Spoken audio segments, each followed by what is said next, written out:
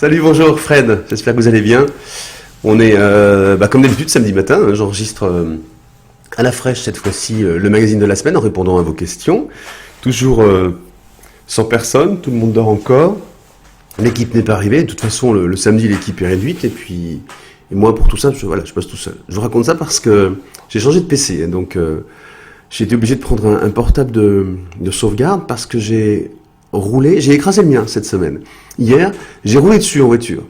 C'est la première fois que ça m'arrive, ça fait un drôle d'effet. Et ça a surtout fait un drôle d'effet au PC. Donc tous les logiciels, alors il y a pas mal de choses dans le cloud, là, vous savez, mais tous les logiciels qui permettent d'enregistrer, etc., que j'utilise moi, pour être autonome, pour faire les petits magazines et tous les petits trucs qu'on se fait ensemble, là, quand l'équipe travaille pas avec moi, et ben j'étais obligé de tout réinstaller hier soir, donc sur un PC beaucoup moins performant, on va voir, j'espère qu'il va tenir. Et l'autre, je l'ai toujours, mais il est un peu écrasé. Il a une forme originale, et surtout l'écran est complètement écrabouillé.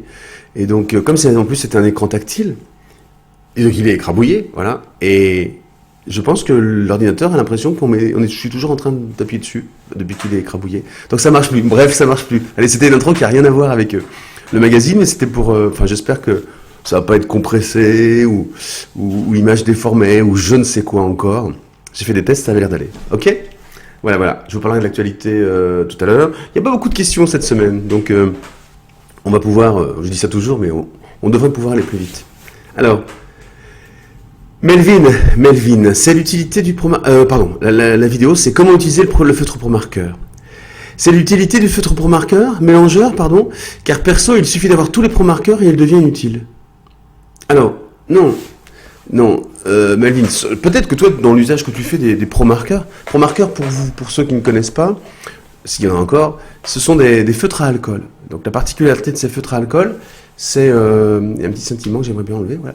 La particularité de ces feutres à alcool, c'est qu'ils sont à alcool et que l'évaporation de l'alcool, avant que l'alcool s'évapore, on peut faire des mélanges de couleurs harmonieux et puis les couleurs sont bien pétantes. Ça s'utilise avec un papier spécial qui est un papier layout. Vous trouvez bien sûr tout ce matériel sur beaux-arts.fr. Et donc ça me permet de revenir à la question de Melvin qui dit est-ce que le mélangeur est utile finalement quand on a toutes les couleurs? Oui. Le mélangeur, c'est un marqueur qui n'a que de l'alcool à l'intérieur, que du mélangeur, que du binder. Donc il n'y a pas de couleur. Ça va te permettre soit si tu le poses avant sur ta feuille, et les couleurs que tu vas poser dessus, tu vas pouvoir les mélanger, les lisser beaucoup plus. Ça, c'est un usage possible. L'autre usage, c'est que tu vas faire, un aplat bleu foncé, par exemple, et avec le blender, tu vas pouvoir étirer cette couleur et faire des nuances, voilà. Mais donc, ça se remplace pas vraiment par les autres couleurs, c'est un autre usage. Alors, sauf si toi, tu trouves des moyens détournés avec plusieurs nuances de feutre, de bleu par exemple, pour reprendre l'exemple, pour obtenir tes dégradés, pourquoi pas? Mais le blender, il apporte autre chose. Manuel qui a regardé la vidéo matériel scrapbooking, utiliser la machine Big Shot. Ah oui, je me souviens. Une vidéo tournée avec Julina de l'équipe, avec des sacrés fous rires, parce que c'était pas facile pour moi de tourner des tutos sur le scrap. Alors Manuel dit les démos sont super. Bah, merci, écoute. Dommage que cette machine soit si chère, on ne peut pas tous se l'acheter. Ah bah ouais. Je sais bien, la Big Shot, c'est une machine. En fait, c'est une machine qui découpe, qui fait plein de trucs. Quand tu peux faire du scrap à la main, il n'y a pas de problème, Manuel. Quand tu commences à en faire, pas professionnellement, mais beaucoup, ça devient une passion dévorante, tu gagnes du temps avec ça.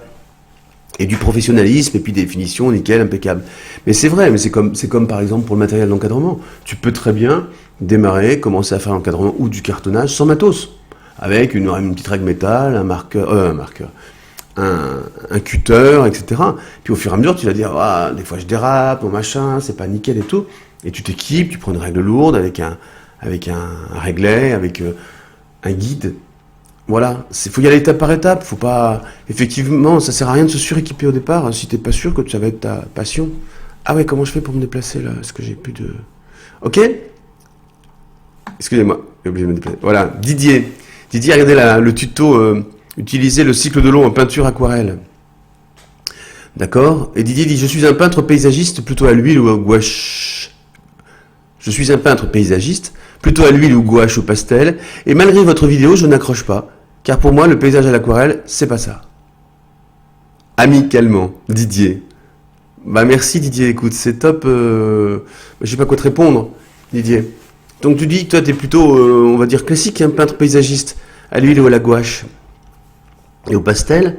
Et donc tu as regardé le cycle de l'eau, oui, avec Dominique Kopp. C'est vrai elle est dans un univers, Dominique Kopp, qui est très expressionniste. On est à la limite de la figuration. Il y a beaucoup d'abstraction dans son travail. Il y a surtout tout un travail, une préparation personnelle. Ça correspond vraiment à une démarche et à des aspirations personnelles et particulières. Donc je comprends que tu n'accroches pas, Didier. Je le respecte. La preuve, je ne t'ai pas censuré. Je comprends que tu le respectes. Moi, je voue un grand respect au travail de Dominique Kopp, qui mérite, qui demande de l'attention, c'est sûr. Voilà. C'est tout ce que je peux dire. Alors, il y a Yibibip. Sur YouTube, il y a beaucoup de surnoms qui sont pas mal, d'alias. Yibibip, qui a regardé le magazine de la semaine dernière. Ok, et qui dit: Salut, en cette période d'Inktober, que nous conseilleras-tu comme matériel pour faire des croquis à l'encre? Inktober. C'est marrant, ink ça veut dire encre. Au lieu de dire October, tu dis Inktober. C'est très bien, j'ai dû rater une opération quelque part. Bon, dans tous les cas, Yibibip, tu dis que nous conseillerais-tu comme matériel pour faire des croquis à l'encre? Alors, pour travailler à l'encre, des croquis à l'encre. Donc, soit au pinceau, avec du lavis, avec de la tonne, je vais vous en parler. Et puis je trouve que l'idéal, c'est de travailler avec un porte-plume et une plume. La chef, là, la petite femme, elle adore les plumes, et on a plein de plumes qui se vendent à l'unité, extraordinaires pour tous les usages. Elle est fan de calligraphie, et moi aussi, donc ça tombe bien. Donc bref, je reviens. Le matériel pour faire des croquis à l'encre. Alors, des croquis, c'est peut-être pas la plume. Des croquis, ça veut dire que tu es en modèle vivant, tu fais du croquis. Donc, à la plume, on va peut-être avoir besoin d'être plus posé que de faire du croquis. Donc, pour faire du croquis comme matériel, j'utiliserai déjà le calame. J'adore travailler au calame. Je sais pas si j'en ai là. J'en ai pas, hein, j'en ai partout. Ah, au secours, j'en ai pas. Si. C'est vraiment pas préparé. Hein. Ça, c'est un calame. Il a vécu. Hein. Donc, c'est un morceau de bambou qui est taillé des deux côtés, biseauté. Et en fait, la taille, la coupe, va permettre de prendre en réserve de l'encre et d'écrire avec. Ce que je trouve génial avec le calame, c'est que l'écriture est assez épaisse, ce qui correspond bien à ma façon d'être. Et en plus, tu grattes pas la feuille, quel que soit le sens dans lequel tu écris, que tu écrives de gauche ou de droite. Donc ça, c'est vachement bien. Tu peux travailler donc alors des esquisses, des croquis au calame, c'est génial pour ça, pour du très fin. Et bien sûr, il te faut un petit gris. Donc c'est un pinceau. Je vais essayer d'en chercher un. Il doit y en avoir un dans le coin. Oh, je sais pas. Hein. Si. Là-dedans, il doit y avoir du petit gris. Allez, on va dire que ça, c'est du petit gris, je pense. Ouais, du petit gris pur. Ils sont immondes, mes pinceaux. Bref. Faites ce que je dis, pas ce que je fais. Donc voilà, un petit gris, c'est de la poêle, du poil de petit gris. Je ne vais pas rentrer dans les détails. Vous allez hurler. Si je vous dis que c'est d'écureuil, vous allez hurler. Donc je ne vous le dis pas. Je vous dis pas que c'est la queue d'écureuil. Et donc ça, c'est vraiment extraordinaire parce que ça va se gorger d'eau ou d'encre. Et surtout si tu fais des fondus, donc tu vas au fur et à mesure délayer ton encre pour faire des fondus. C'est extraordinaire pour ça. Donc mélanger ces deux. Alors c'est perso, hein. Mais mélanger du calame et puis un petit gris comme ça, série 800 par exemple, ou chez Dalbe, ils sont très très bien. Tu vas avoir du matos. Après l'encre, c'est de l'encre de Chine. Pour faire du croquis, je pense que c'est bien de travailler en monochrome. Faut pas se prendre la tête quand on fait du croquis sur le travail des couleurs. C'est une autre approche. Et soit de l'encre de Chine noire, génial, soit une encre bistre. Chez Sennelier, il y a des encres magnifiques en monochrome. C'est bien de travailler en sépia, c'est très très beau aussi. Travailler au brou de noix, c'est sublime. Voilà, je préférerais d'ailleurs des croquis au brou de noix, sépia. Et comme papier, il ne faut pas un papier trop fin parce que on travaille quand même dans un univers humide avec l'encre.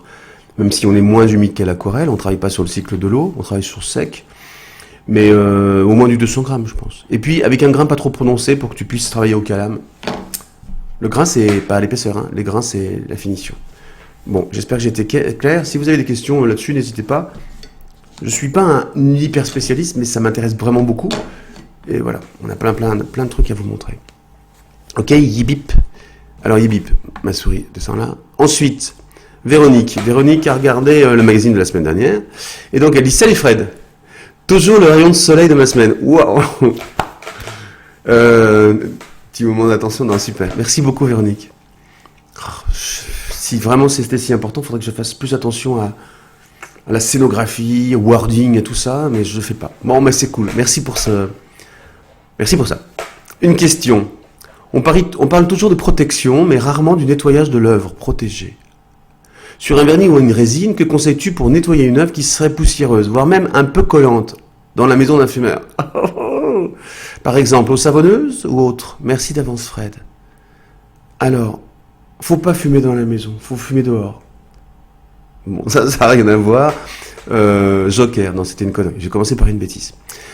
Alors, si j'en ai déjà parlé du nettoyage, et c'est compliqué, quand on a des clients qui arrivent dans le magasin et qui nous parlent de nettoyage, on se fige, on dit au secours. Quel conseil donner? Parce qu'on n'est pas... Alors déjà, les vernis, c'est déjà complexe de conseiller, parce que c'est vraiment un réel impact sur la finition de l'œuvre, et si on s'est planté, si nous, dans nos conseils, on donnait un conseil avisé, c'est sûr, mais toujours personnel, quoi. Et si ça ne correspond pas à ce que la personne a en tête quand elle vernit, ça, c'est chaud. Nettoyer après. Le vernis, le geste est compliqué, le geste technique. Donc tout ça, c'est des moments un peu stressants. Toi, tu vas travailler en fond et tout, si tu t'es planté, bah, tu recommences, tu réutilises la toile et tout. Quand l'œuvre est finie, il faut la vernir, on l'a nettoyée. Oh. Bon, bref, je reviens sur le nettoyage. Je vous dis toujours qu'il faut nettoyer une œuvre.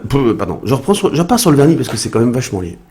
Je vous dis toujours qu'il faut vernir une œuvre pour la protéger des UV, pour la prolonger la durée de vie de l'œuvre face à l'agression des UV, du soleil, sur les pigments, la perte de couleur dans le temps, et aussi pour pouvoir nettoyer plus facilement. Pourquoi? Parce que si tu ne vernis pas, ce que tu vas essayer de nettoyer, c'est la peinture elle-même. Donc tu es lié, tu te retrouves avec plein de problèmes potentiels, surtout à l'huile. Et justement, l'huile met très très longtemps à sécher, donc tu vois un peu le problème. Après, vous voyez, j'hésite, parce que les conseils, c'est pas simple, parce que je me suis retrouvé avec plein de soucis moi aussi. Après, effectivement, qu'est-ce qui va agresser, à part les UV, donc qu'est-ce qui va agresser une œuvre vernie, donc, la pollution, la clope, la pollution des villes aussi, la poussière, naturellement, les graisses qui peuvent être en suspension, etc. Il y a plein de choses qui agressent, donc qui salissent. Donc ça, c'est toi. Le conseil, pour rien risquer, qu'on donne, c'est de nettoyer effectivement à l'eau savonneuse. Mais c'est vraiment une eau vraiment claire. C'est vraiment une eau délayée. Je dois avoir ça ici, je vais encore me retourner. Non, c'est pas là. Donc c'est tout là-bas. Tant pis. J'irai pas parce que c'est trop loin. C'est dans le lavabo là-bas. Et donc vous prenez un vaporisateur. Vous le remplissez d'eau, mais vraiment aux 3/4, et vous mettez quelques gouttes d'eau savonneuse dedans. Vous secouez. Et il faut que ça fasse une toute petite, un peu de bulle, un peu de mousse, bien sûr, puisque vous avez introduit un peu d'eau savonneuse ou de savon liquide à l'intérieur, mais il ne faut pas que ce soit très très mousseux. Ça va être la galère. Il faut vraiment, pour pouvoir avoir une accroche un peu plus forte quand on nettoie, c'est presque de l'eau pure, mais avec un peu de savon pour aider à l'accroche. Et vous vaporisez ça, vous testez avant, vous testez dans un petit coin, vous vaporisez ça, et vous essuyez avec un chiffon doux. Vous savez, les trucs microfibres, là, ça marche très très bien, en le nettoyant, en le changeant régulièrement, si l'œuvre est très grande. Et ça marche bien. Voilà. Il vaut mieux, bien sûr, nettoyer régulièrement que de faire ça tous les 5 ans avec une couche de crasse comme ça c'est évident. Point. Boum, ça c'est évident. Ensuite, sur beaux-arts.fr, on a des nettoyants, mais qui se permettent de rénover des toiles. Et là, ça commence à être vachement plus touchy. J'ai dû vous le dire déjà, enfin je vous l'ai dit, mais il y a un moment, et peut-être pas sur ces vidéos-là. Attendez, je tape nettoyant en même temps. Sur beaux-arts.fr, et on a nettoyant pour tableau. Ouais, voilà, on en a. On a deux nettoyants pour tableau. Donc ça permet de nettoyer des œuvres, mais des œuvres qui sont anciennes. Donc, je reprends. Mon grand-père était pas peintre de profession, mais peignait à l'huile. Et il est né à Casablanca, il était journaliste. Il n'est pas né, non, il travaillait à Casablanca. Et donc, j'ai récupéré plusieurs tableaux, des petites huiles sur Casablanca, super, et puis qui font partie de... Vous savez, hein, ils font partie de l'enfance, quoi, donc qui ont vraiment une vraie valeur affective. Elles étaient super sombres. Et je les ai nettoyées, non pas avec un nettoyant technique, mais nettoyées avec de l'eau savonneuse, comme ça. Et je les ai revernis. Et puis, pétard, ça a tout changé. En fait, tous les décors, c'était une fontaine à Casablanca, voilà, un peu de paysage de ville, urbain, et toutes les couleurs ont réapparu, les arbres étaient super sombres, et rien que de faire ce travail, tout est réapparu. Donc faites ça régulièrement, ça apporte vraiment, vraiment, vraiment quelque chose. Ensuite, ça c'est quand on s'est récupéré avec de l'eau savonneuse, et après on a des nettoyants spéciaux, mais là vous faites gaffe quand même, parce qu'il peut y avoir un peu une forme d'agression, donc il faut tester dans un coin qui ne serait pas impacté par une décoloration trop forte. Bon bref, j'ai tout dit, j'ai rien dit, mais c'est touchy quand même comme sujet, faut faire gaffe. Mais tu as raison, donc, j'ai raconté toute ma vie, tu as raison Véronique, l'eau savonneuse, c'est ce que je fais. Et encore merci pour le début du petit message, c'est trop cool. Merci. Sylvie, elle a regardé le magazine, ok, et elle dit « Bonjour Fred, magazines sont toujours très agréables, merci beaucoup, je suis ton serviteur. Je suis d'accord avec Monique. La musique du générique ne doit pas couvrir ta voix, c'est très bien ainsi. Merci encore pour ta bonne humeur et les bons conseils. Bonne continuation, merci. J'ai oublié ce que j'ai fait. Je sais qu'on m'a engueulé parce que... Enfin, on m'a proposé de ne plus attendre toute la fin du générique et de superposer ma voix. Donc ça, je le ferai plus. Donc le magazine que vous voyez, je coupe à la fin d'une espèce de bidule d'intro, là, du générique de début et de fin. Je coupe sec. Voilà. Il faudrait d'ailleurs que je change le générique. J'ai pas le courage. L'équipe est débordée. Bref. Bah ok, merci. C'est vrai. Moi, je trouvais ça vachement plus pro de faire ce fondu enchaîné, mais ça n'a pas l'air de vous plaire. Donc j'abandonne. Annick a regardé la vidéo « Comment imprimer et transférer une image sur un support ». Qu'est-ce que ça fait couler d'encre, ce sujet. Annick, merci d'avoir la gentillesse de partager tous vos conseils. C'est vraiment super pour les néophytes. Bon, je vous assure, je trie pas, et le gars qui m'aide et qui regroupe toutes vos questions de partout, on ne trie pas vos questions, je vous jure. Là, vous êtes plein à faire des compliments, c'est trop bien. Partagez autour de vous, pour qu'on soit plus nombreux encore. Donc je reprends, allez, on se la refait. Merci pour la gentillesse de partager tous vos conseils, c'est vraiment super pour les néophytes. Alors je partage pourquoi? Allez, une petite pause.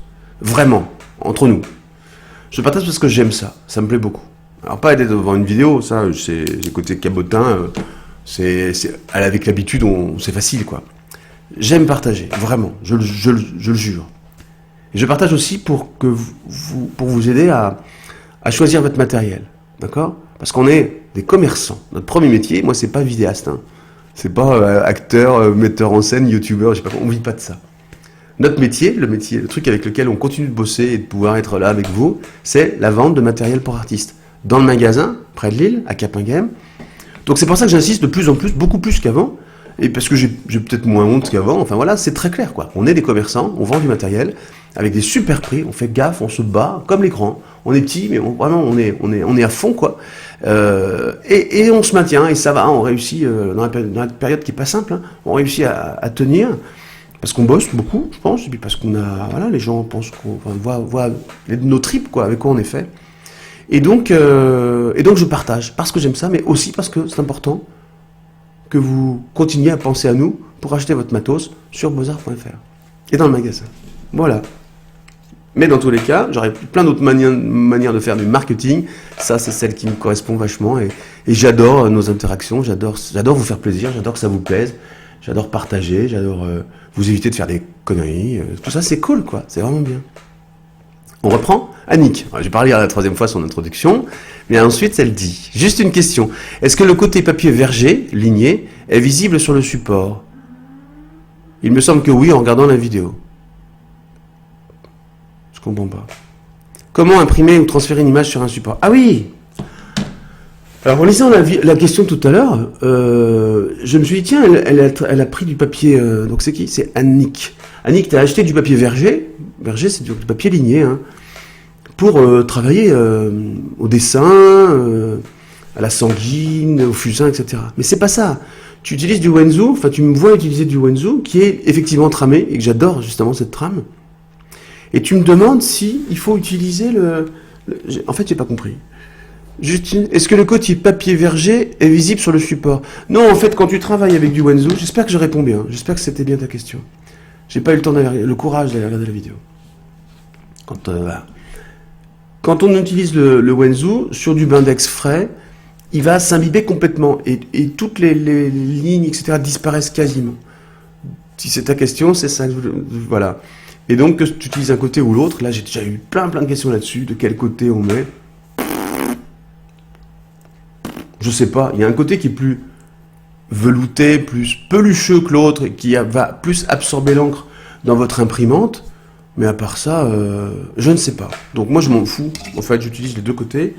Et le but, c'est pas que le verger reste, hein, bien sûr. Il est absorbé. J'espère que j'ai répondu. Dans ces cas-là, je me demande toujours si j'ai vraiment répondu à la question. J'aurai les nouvelles, de toute façon. Annick, si je me suis planté, je te fais confiance pour me dire que j'étais à côté de la plaque. Frédéric. Oh, quel super prénom. Frédéric, il a regardé la vidéo test et présentation de matériel d'art graphique DB Brush de Dalbe. D'accord? Donc DB Brush, c'est un pinceau brush vachement très très intense de notre coopérative Dalbe. J'ai une question, sur quel type de feuille on peut utiliser DB Brush? Feuille de dessin ou autre type de feuille? Oui, c'est des feutres, c'est pas des feutres à alcool. Donc c'est des feutres avec un liant à base d'eau et de poudre de perlimpinpin, de je sais pas quoi. Et avec, surtout là, je me souviens, les DB Brush, ils ont un moment, quand tu appuies fort, une encre très très forte, très intense. Ce qui permet de la délayer après à l'eau, c'est bien. Bref, donc ces feutres-là, ils sont à base d'eau. Donc c'était dans un milieu humide. Donc il ne faut pas utiliser des feuilles trop fines. Donc il faut un grammage plutôt épais pour être à l'aise, quoi.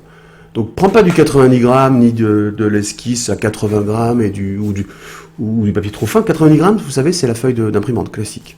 Ça, c'est 80 grammes. C'est la feuille d'imprimante classique. J'ai un doute, je ne sais pas ce que je suis en train de dire. Bref, 80-90 grammes, c'est trop fin. Pour travailler sur feutre, il faut au moins avoir du 160, du 180. De toute façon, quand vous ne savez pas, si vous avez un doute sur l'épaisseur du papier nécessaire, alors, il ne faut pas que ça coûte une fortune non plus, hein. Vous prenez le truc classique, le 224 grammes. Vous savez ce qu'on appelle le C à grain, là, le canson. Quand on dit du canson. Le C à grain, ça veut dire canson, de à grain. Le grain, c'est la finition, mais classiquement, si on ne se prend pas la tête, c'est du 224 grammes, c'est un standard. Et là-dessus, vous faites tout ce que vous voulez. Voilà. Ok? Je suis désolé pour les feuilles d'imprimante, j'ai un doute. Je crois que c'est 80 grammes. Ouais, c'est ça. Merci Frédéric pour ta question. Sarah, elle a regardé transparence sur fond noir au dessin. Sarah, bonjour. Est-ce que l'on peut dessiner de l'eau avec cette méthode, s'il vous plaît? Transparence sur fond noir. Alors, transparence sur fond noir. Oui. Ah, ça dépend de ce que tu utilises comme mot. Si c'est une eau glauque d'un étang où il n'y a pas du tout de jeu de transparence, et c'est pas le reflet qui est traité là dans cette vidéo-là, c'est la transparence. C'est pas simple d'ailleurs, c'était vachement intéressant. C'était un verre, je crois. Drôlement intéressant parce que ça demande moi je trouve une forme de courage que de savoir s'arrêter pour reproduire la transparence, parce que reproduire la transparence, c'est ne pas dessiner ça. Et donc c'est la faire vivre, cette transparence, avec tout ce qu'il y a autour. Un peu de matière, un peu de reflet, mais la transparence, il n'y a rien dans la transparence. Et il y a un peu de déformation, waouh, c'était magique. Je suis en admiration. Je ne sais pas faire, hein. C'est pas mon truc, mais je suis en admiration, de Marie en particulier, qui nous a donné ce cours. Et donc, oui, tu peux t'en inspirer, mais surtout, le sujet pour travailler de l'eau, tu vas travailler la transparence, effectivement, mais surtout les reflets, hein. En règle générale, l'eau se dessine avec des reflets. Je suggère dans les paysages avec des reflets. CBA. Cathy. Salut Cathy. Elle a regardé le Denis Rousseau. Ah, conférence live de Denis Rousseau. Ah oui, j'ai oublié de vous en parler. Cathy. Bonjour Fred. Après une demi-heure d'attente, samedi, ne voyons toujours rien venir. Ah oui, j'ai vu passer ton mail, Cathy, c'est vrai. J'ai quitté le site. Un souci de votre côté ou du mien, peu importe, mais combien de temps je dispose pour le replay? En tout cas, merci pour tout ce que tu fais. Merci. Alors, je vous rappelle, j'en avais parlé, hein, qu'on a tourné 2 vidéos avec Nicolas Felliers sur le Denis Rousseau, et c'était Picasso avant l'été. Et on a refait un test de conférence live, là. Et donc, vous avez été une vingtaine à participer, je crois, à la conférence. C'était chouette. Il y avait une petite PAF, une petite participation aux frais, pour payer le conférencier, bien sûr. Et donc, le live était disponible. Alors, je sais qu'au début, ça a un peu merdouillé, mais après, c'était nickel. Et en plus, l'enregistrement était parfait. Il est en replay. Vous pouvez y accéder. Vous pouvez toujours y accéder, vous tous. Et donc, toujours pour les 4 € et quelques, là, vous pouvez regarder cette conférence d'1h30 sur la vie du Denis Rousseau, qui était passionnante. Et donc, c'est tout. Oui, alors combien de temps, pardon? Combien de temps ça dure? 6 mois. Mais alors, vous savez, on est cool, hein. Enfin, si vous n'avez pas le temps, si c'est trop court, 6 mois, si vous êtes parti en vacances et tout, vous envoyez un petit mail, on vous prolonge. Il n'y a pas de souci. Vous prenez un pack 3 mois et vous n'avez pas le temps de vous en servir, on vous rajoute 3 mois, il n'y a pas de problème. Vous participez à un truc, vous avez payé, vous n'avez pas l'usage, ben c'est normal qu'on aligne le truc, quoi. Voilà, c'est pas...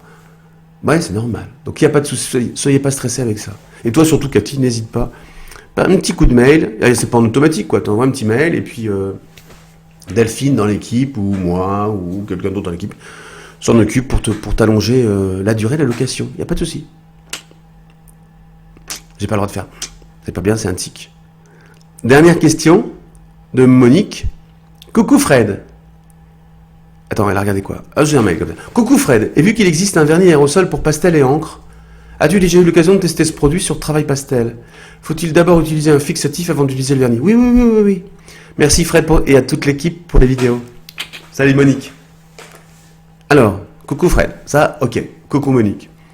J'ai vu qu'il existe un vernis aérosol pour pastel et encre. Mais pour pastel et encre, ça me semble étrange. Mais je pense que il y a des vernis pour pastel, ça c'est clair, ça existe. Pour utiliser ces vernis pour pastel... Alors, attends, je vais répondre à ta question dans l'ordre. D'abord avec une mise en garde, entre guillemets. Le pastel, c'est magique. On parle de pastel sec, bien sûr. Le pastel...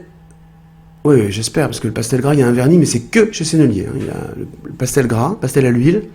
Il y a un vernis chez Sennelier qui est super, qui marche très bien, qu'on passe en plusieurs couches fines, que j'utilisais à l'époque, quand je finissais mes tableaux au pastel à l'huile. Tu tapes sur gozar.fr, ça existe. Donc maintenant, le pastel sec, c'est autre chose, c'est un autre univers. Parce que le plaisir qu'on a en travaillant au pastel, c'est qu'on est directement avec le pigment. En fait, il est compressé, il y a un petit liant qui est ajouté, et on a dans la main la couleur, quoi. T'as pas un pinceau entre toi et la couleur, t'as pas un couteau, t'as pas un spalter, t'as rien. T'es directement avec le pigment. Et ça, c'est magique. Tu y es quand tu poses avec ton bâton de ta craie de pastel, et puis tu y es, si vous estompez au doigt, bah, t'es directement là, quoi. Alors je parle tout bas parce que c'est des grands moments, c'est vraiment bien. Moi, je trouve ça fait un drôle d'effet, quoi. Mais par contre, le problème du pastel, c'est qu'il y a plusieurs soucis. C'est que premièrement, il faut le mettre sur un papier spécial, il faut le papier accroche. Donc soit tu mets un papier à grains un peu classique ou un... j'ai oublié le nom. Bref, les demi-teintes, canson, ou des papiers à grains, ou des papiers de couleur, graineux. Soit sur des papiers spéciaux, pastel card, pastel mat, il y en a plein, mémoire du pastel, qui sont très très abrasifs, tu vois, et vous connaissez tous, hein, bref. Et là, ça permet d'emprisonner le pastel. Bref. Il y a quand même un premier travail qui est l'adhérence de cette poudre sur le support. Et une fois que ça a adhéré, ça a toujours tendance un peu à tomber d'ailleurs. Hein, on fixe avec un fixatif, mais pas beaucoup. Parce que les fixatifs, c'est pas des vernis, c'est des fixatifs, c'est des voiles beaucoup plus légers, qu'on projette à une distance beaucoup plus grande, parce que si tu mouilles ton pastel, c'est mort. Donc il faut faire vraiment brumiser à plusieurs reprises pour fixer un peu plus le pastel. Mais après, tu restes avec le pastel en contact directement avec le reste. Donc tout le problème tout à l'heure dont on parlait, nettoyage, de protection et tout, le pastel c'est super compliqué. Donc ça se met sous verre. Voilà. Ça se met sous verre. Et donc j'en étais où? Je sais plus de quoi on parlait. Ah oui, vernis. Donc, comme pour l'aquarelle, hein, de toute façon ça se met sous verre de la même manière, c'est des techniques photo fragiles qui étaient à l'origine pas du tout prévues pour être des techniques artistiques classiques, hein, c'était des techniques d'esquisse. Il n'y avait pas de problématique de conservation comme avec l'huile ou plus tard avec l'acrylique. Et donc où là, les liants contiennent ces propriétés de conservation. Bref, là on est donc devant un problème, et donc en règle générale c'est sous verre, mais il y a des mouvements un peu plus modernes en ce moment qui nous proposent de peindre à l'aquarelle, par exemple sur des toiles, et de vernir, avec des vernis spéciaux, voilà, ou de dessiner au pastel avec des vernis, ensuite de les protéger avec des vernis. Donc ça existe. Mais, donc j'ai fait le tour de Rome, hein, mais il y avait des trucs à vous dire. Tu vas perdre le côté très crayeux et très mat et très sec du pastel. Le vernis, immanquablement, il va rajouter, réintensifier les couleurs et transformer un petit peu le pastel. T'as vu la voix que je prends? Donc c'est pas grave, hein, mais il faut savoir que là, il y a vraiment une interaction entre le pastel et le vernis. C'est pas juste de la protection, quoi, tu vois, Monique, ça va pas... C'est pas neutre. C'est pas neutre. Mais ça veut pas dire que c'est moche, hein. Moi je trouve ça bien. C'est plus contemporain, mais c'est pas neutre du tout. Comment je fais pour aller là-dessus? Ok? Voilà, voilà, on a fini. J'en suis où en général, je regarde le temps. Ah, il est super tard, j'ai passé une demi-heure. Je pensais que j'avais un quart d'heure à passer avec vous. Je suis désolé, je suis trop long. Bon, bah tant pis, j'ai rien à vous dire. On finit la fin. On finit la rentrée des arts, mais c'est pas la peine puisque de toute façon, vous regardez la vidéo lundi, donc ça c'est plié. Et je vais tourner là ce week-end. On démarre un nouveau format. Ah tiens, là ça va être avec une opération commerciale par semaine. Là, je vais vous montrer 3 spalters en silicone. Là, je vous offre. Il y a un lot en fait. On fait un lot. On fait un super prix, un lot avec une paire de gants en cadeau. Et puis il y a une vidéo qui fait que ça, qui va durer une semaine, qui va tourner par mail et sur les réseaux sociaux. On regarde si ça vous plaît, si ça vous branche, si ça vous fait, voilà, si ça vous donne envie surtout parce que l'opération va valoir le coup. Et puis voilà, c'est ma petite production de la semaine pour changer un peu, Je vous souhaite une super semaine. Merci pour votre encouragement, pour votre fidélité. Merci pour votre tolérance avec tous mes écarts, tous mes problèmes techniques et tout. Et puis à très bientôt. Je souris parce que je sens qu'il y a des goûts de vibrations, des good vibes, des bonnes vibrations entre nous.